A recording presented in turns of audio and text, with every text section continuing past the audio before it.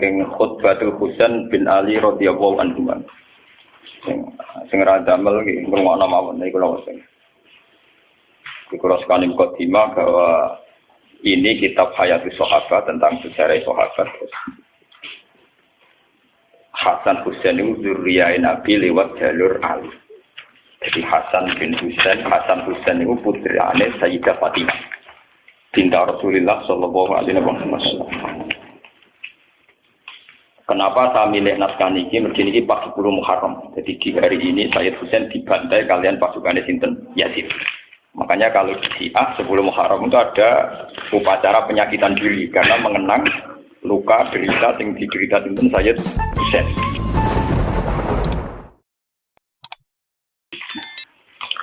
Dan ini yang perlu kalau terangkan ya, zaman Nabi Sugeng, Nabi sebagai tokoh Muslim, tokoh mukmin, ini rumah tenan ya. Ciri utama tokoh mukmin itu iman ambek keputusannya pangeran. Termasuk Nabi untuk informasi saking langit bahwa nanti Sayyid Husain akan mati nopo dibunuh. Tapi Nabi sebagai mukmin sejati tidak ngeluh karena terbunuhnya Husain toh akan melahirkan tonggak kebenaran yang sejati. Kayak mati ini para pejuang, mati ini jenderal-jenderal pejuang sing lahirno kemerdekaan. Mati ini Sayyid Husain jadi simbol siapa saja boleh berani mati demi kebenaran. Paham ya? Nabi tapi juga sering muji Sayyid Hasan, termasuk Syabdul Qadir Jilani, Sayyid Muhammad Alawi itu Al-Hasan. Sayyid Hasan melihat kompromi itu lebih baik ketimbang prahara, ketimbang tragedi. Sehingga era Sayyid Hasan disebut Amul Ijtima, di mana Sayyid Hasan memutuskan pemerintahan diserahkan Muawiyah semua, yang penting umat Islam aman, tidak terjadi konflik, terjadi stabilitas. Sayyid Husain menentang kebijakan kakaknya, dia yang hak harus hak, meskipun harus mati taruhannya. Sehingga dua cucu Nabi menjadi simbol kompromi demi kebaikan umat, yang jadi simbol berani mati demi kebenaran juga. Kamane nak urip ya demi kebenaran, nak mati ya demi apa? Kebenaran. Kados kula ngaten iki. Umpama aku wani urip, mergo kula yakin iso mulang Quran. Umpama aku mati, mergo aku yakin ketemu pangeran luwih apik dibanding ketemu Mustofa, paham? Jadi urip ya perkara demi pangeran, mati ya demi apa? Pangeran. Disebut inna sholati wa nusuki wa mahyaya wa mamati lillah. Dan itu sudah pas karena yang Sayyid Hasan melambangkan wa hayati demi wa mahyaya demi kebenaran. Sayyid Husain wa mamati demi apa? Kebenaran. Walhasil era Sayyid Hasan pemerintahnya tunggal, yaitu di Muawiyah, karena haknya Hasan sebagai khalifah. Hasan kan bin Ali, harusnya kan jadi khalifah menggantikan sinten Ali, tapi haknya itu dikasihkan sinten Muawiyah. Haknya Husain diambil oleh Husain. Anaknya Muawiyah ya tidak terima, akhirnya Husain dibantai. Nah ini lewat ngaji ini sampai ngerti kenapa Sayyid Husain milih itu, ya, milih metode itu, milih pilihan itu. Kenapa Sayyid Hasan milih amul istimewa? Dan ini mengkaya kalau terangkan yang jelas dengan referensi sanad mutasil sampai Sayyid Husain. Kalau piyambak perasaan kula nganti sakniki nggih ngoten. Sebab itu Nabi ngajari tentang hidup dan mati. Allahumma ahyini ma kanatil hayat khairan li wa tawaffani ma kanatil wafat khairan li. Ya Allah, saya hidupkan kalau hidup itu lebih baik bagi saya. Dan saya matikan kalau mati itu lebih baik bagi saya. Ora oleh wong nentokno nganggo ikhtiare dhewe ora oleh. Ya Kanjeng Nabi pinter, nak darani urip ku gampang. Dadi Kanjeng Nabi nak ndonga ngoten.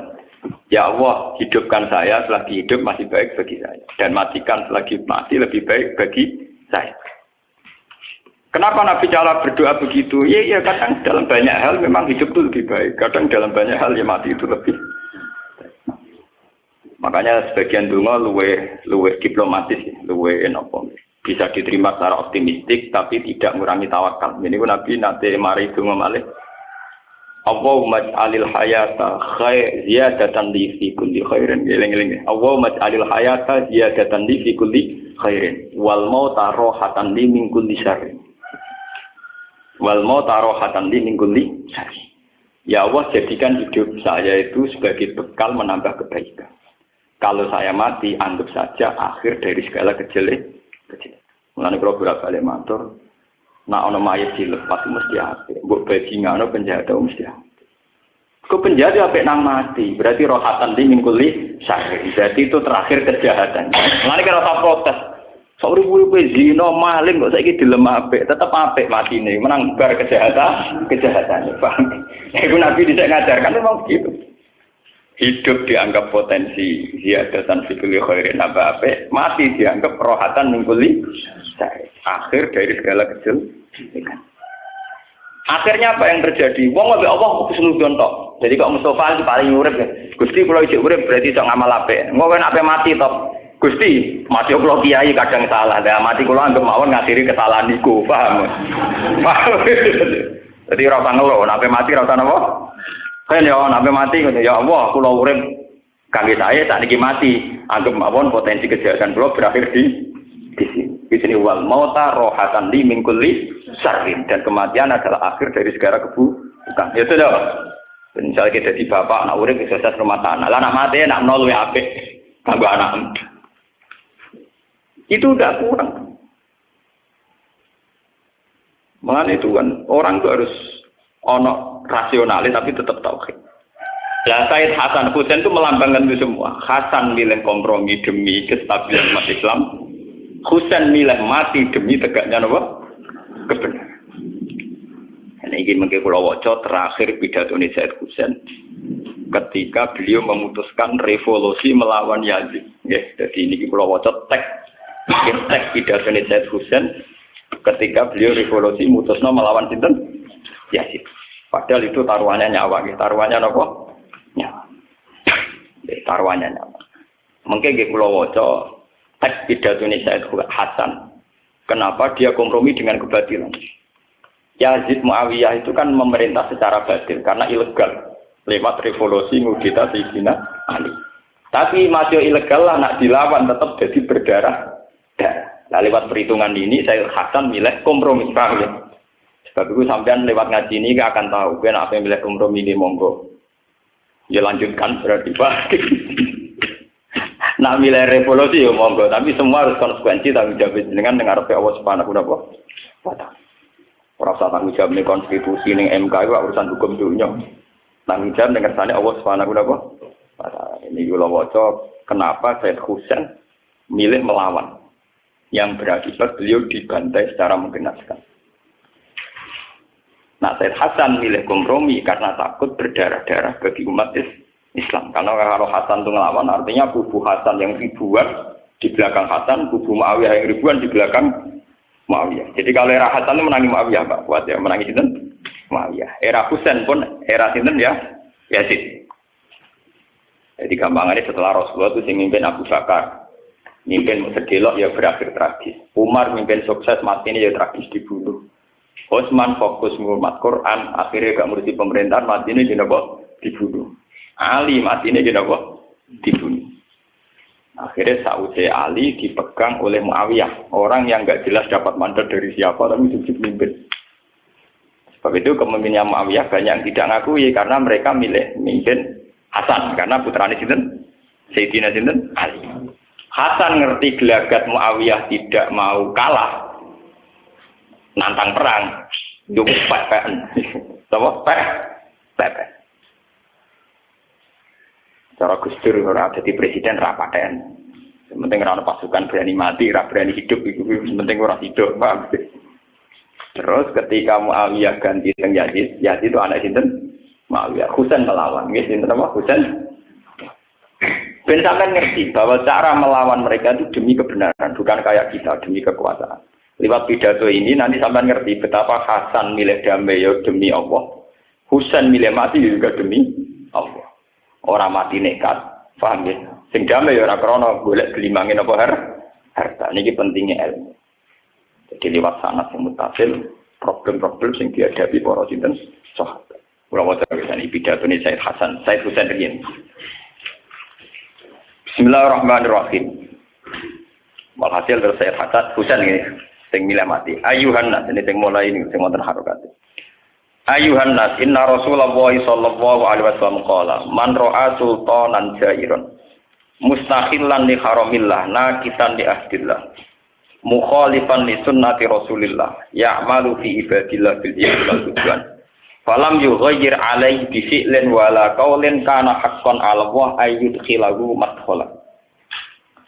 Man desapane wong ro ayu ngerti sapa man sultanan ing raja jairon ingkang dolim. Wong sing ngerti penguasa dolim, mustahilan ingkang ngalalo li haramillah maring barang sing diharamno Allah.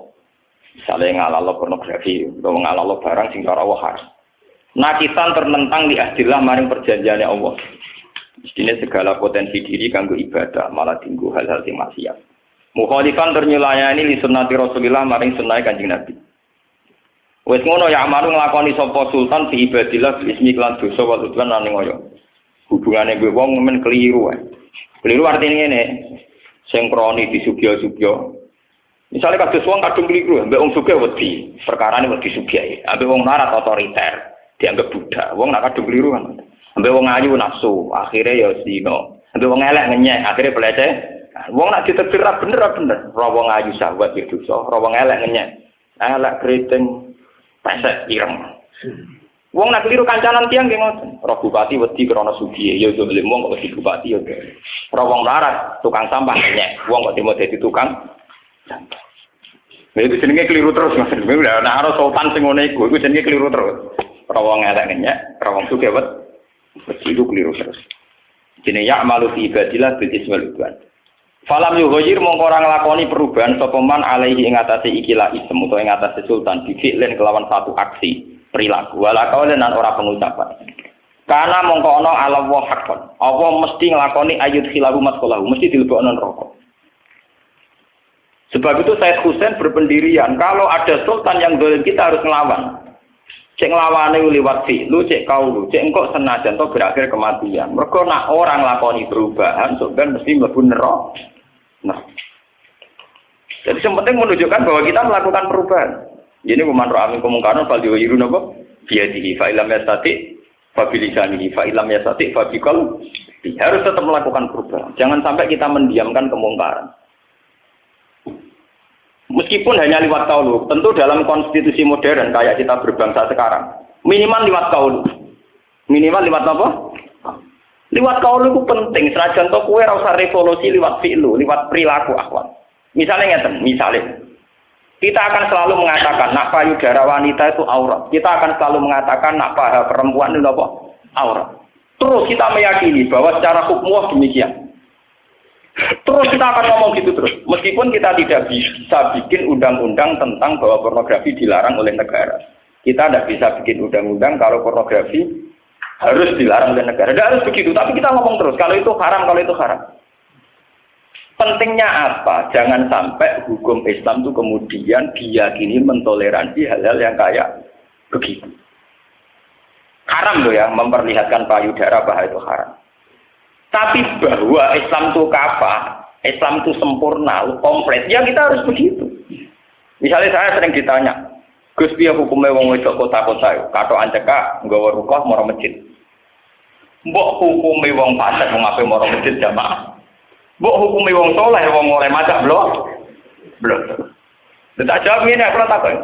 Lah iya, pentingnya Islam sempurna yaiku pangeran sing iso ngitung dhewe kok bingung.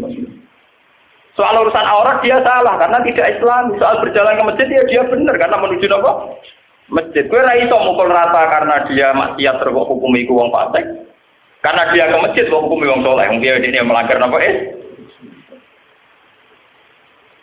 Mulane dari Ibnu Abbas, Ibnu Abbas itu wong paling alim tafsir ini sahabat Kanjeng Nabi.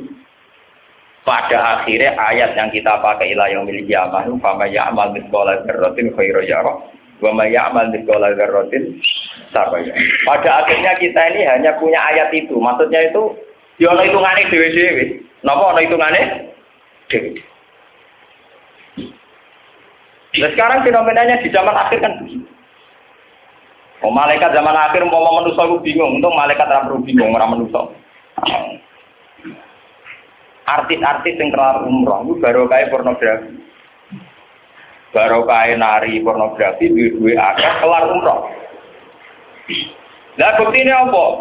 Hadroh atau samroh kiai-kiai iku ora kelar umroh. Mergo pas nari kanggo bacaan Islam, paling banter untuk mangan. Sing blontor cepet untuk duit cepet iso. Paham? Ana grup samro itu umroh. Mergo ora porno. Ora ana porno. Sing pornografi cepet untuk duit akeh cepet. Lah misalnya malaikat kon nulis, mau malaikat iso mikir. Piye oleh nulis? Umroh ya apik, duwike kok pornografi. Berarti umroh barokah pornografi. Untung malaikat rapal mikir. Nah, akhirnya ditulis sama Amal Abdullah Garatin khairoi. Mulane goblok-gobloke wong Islam nek melarat kepen umroh yo goblok-gobloke wong Islam. Wis melarat kepen haji yo goblok-gobloke wong Islam. Harusnya kalau kita sudah pakaian aurat sesuai muslim. Misalnya sebagai muslimah dia ini tutupi aurat.